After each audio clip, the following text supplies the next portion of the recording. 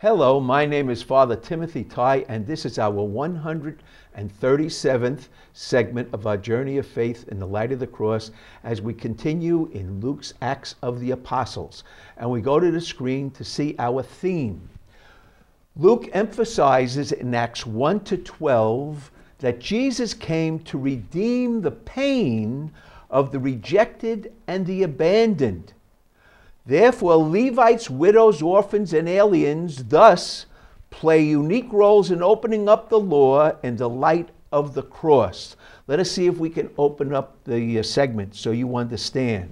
We go to our next screen and we see chapters 11 and 12, the last two we studied, help us to date Acts, which helps us to better understand Luke. We go to Acts 11:27. A prophet came from Jerusalem to the Antioch community named Agabus. He predicted a famine under Claudius. This is what's important. Now, secondarily, the disciples sent relief to the brothers in Judea. So the Antioch integrated community is very concerned about the Jerusalem community, but more important, Claudius was the emperor. Claudius was emperor from 41 to 54. We go on to our next screen. Just before Claudius was Caligula. You've heard of him. He was infamous. 37 to 41, the 4 years when the church was trying to integrate, what was going on? Caligula was provoked by Gentiles to force his image on the synagogues of Alexandrian Jews. So they wanted to embarrass the Jews by saying they won't bow down to you. Put an image of yourself on their synagogue. Now, Philo led a delegation to Rome saying he would resist to the death. That's how brave he was. He failed, but meanwhile, Gentiles also provoked Caligula in Caesarea. They saw what was happening in Alexandria. They said, we can do better than that. Caligula demands his image to be put on the temple in Jerusalem. Now, this was ferocious fear in Jerusalem, and they thought the end of the world was coming. But just then, Caligula's assassination in 41 ended the crisis. This helps explain the deep resistance to integration we've been studying. Claudius succeeded and appointed Herod Agrippa, the grandson of Herod the Great. We go to our next screen. Herod Agrippa ruled Judea 41 to 44. So now we're dated. We got to close down to 3 years. Acts 12:1. About that time, King Herod Agrippa laid hands on the church members to harm them. He had John's brother James killed by the sword. We did this in earlier segments. So this is the Apostle James, the brother of John, and he's put to death. Since this pleased Judeans, and we're emphasizing Judeans because we're emphasizing also the Levites, another tribe. He arrested Peter because they were pleased. The night before Peter's trial, the Lord's messenger came and said, again, rise up, Peter, and follow me. And God's grace got him out. As they emerged from the prison, the messenger left him. Scholars believe James was martyred in 43 and Peter escaped in 43. So we go to our next screen.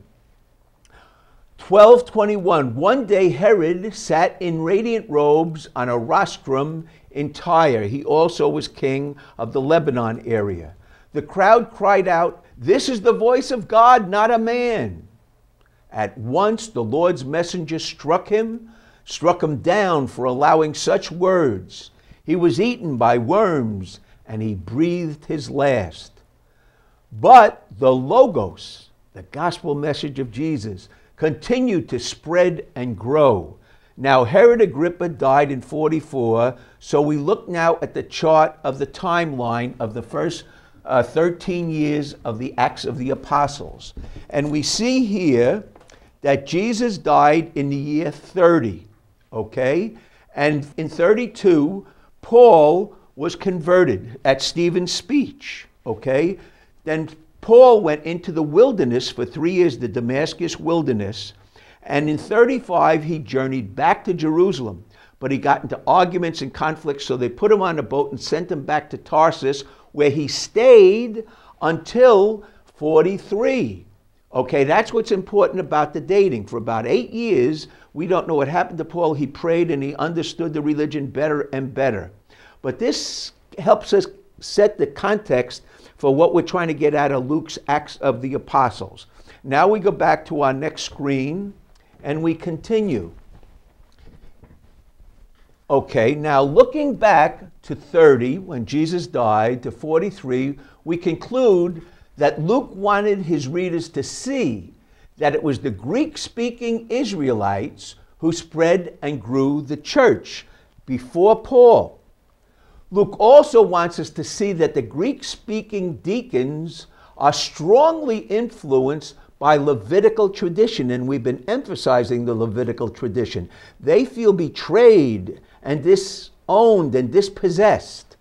Stephen's eloquent speech reveals deep knowledge of Scripture, as he would if he were in the Levitical tradition, and it emphasizes the betrayal of Joseph and the rejection of Moses by the Israeli brothers. See, this is very important. Used to being scattered by persecution, the Levites were chased into the diaspora. These Greek speakers spread the gospel with great compassion to Samaritans, eunuchs, widows, and aliens. So they were scattered by persecution. They took it in stride and just spread the good news of the church. We go on to our next screen.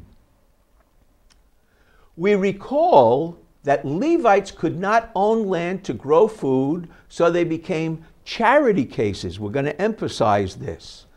Feelings of desperation, they couldn't take care of themselves, gave them feelings of shame, rejection, and abandonment. And what's so important about this? Original sin is more important than the problems of the law. This is reinforced in the second law. The second law is Deuteronomy. Deuteros means two. The second law, which identifies Levites with widows, orphans, and aliens, also could not own and possess land, and felt dispossessed by the law. Philip's immediate outreach to Samaritans, it's incredible. Philip is converted with Stephen, and he's scattered, and he immediately goes right to the Samaritans without thinking. What does this mean? He had huge compassion for all people who suffered from shame, rejection, and abandonment. Philip's immediate outreach to Samaritans reveals the universal feelings of diaspora Levites for all people made to feel the shame of rejection and abandonment. Now, the shame that people felt because they were rejected and abandoned, that previously divided the world, now what is happening, God's grace is using exactly the same feelings to unite the world, the whole Catholic universal world. And hopefully all believers like you and I feel this. We go on to our next screen. Note well, the Assyrian conquest in 722 BC left only 3 tribes. The 10 northern tribes disappeared. The Judeans, the Benjaminites, and the Levites. So Levites probably equaled Judeans in number, for there were hardly any Benjaminites, but Paul was one. It was Greek speakers in Levitical spirit that got Peter out of Jerusalem and into the wilderness of the Gentile world, where God's grace grew and empowered Peter as the rock on which the church was built. So Luke wants to say it was that Levitical spirit that got him out of Jerusalem and made him grow into the rock upon which the church was built. We go on to our next screen. Persecuted Levitical Greek speakers also converted Gentiles in Antioch. This got Barnabas out of Jerusalem and into the Gentile wilderness. And the wilderness is going to save the church when Jerusalem is destroyed. Again, free from Jerusalem, God was able to open Barnabas' eyes to his grace working in Antioch. All this happened before Paul began his apostolic work. Hopefully, we are better able to understand Luke's intentions, which we continue in segment 138. And now we go to our next screen and we see the theme. Luke emphasizes in Acts 1 to 12 that Jesus came to redeem the pain of the rejected and the abandoned. Therefore, Levites, widows, orphans, and aliens thus play unique roles in opening up the law in the light of the cross. Thank you for being with us during our journey in the light of the cross. We hope you continue in segment 138.